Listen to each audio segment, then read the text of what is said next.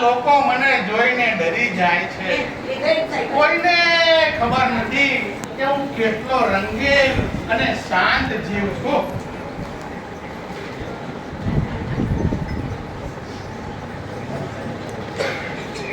એ વિલાસભાઈ લખવાનું છે આપણું? અરે આવી જતો. તું તો કેટલો સુંદર દેખાય છે.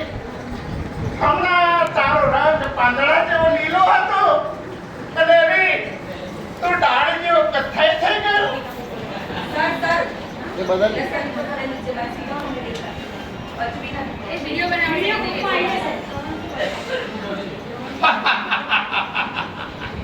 એ તો મારી ખાસિયત છે દોસ્ત, પણ શું કરું?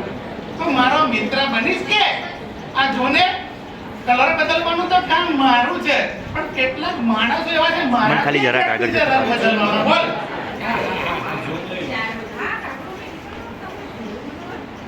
કેમ નહીં? તારો દેખાવ ભલે અલગ હોય, પણ તારી આંખો તો બહુ ભૂરી છે. ચાલ આપણે રમીએ. વાહ, આજે તો મારો ભાઈબંધ બોલ્યો. ભલે તું પતંગિયો છે, પણ મારા માટે તારો અવાજ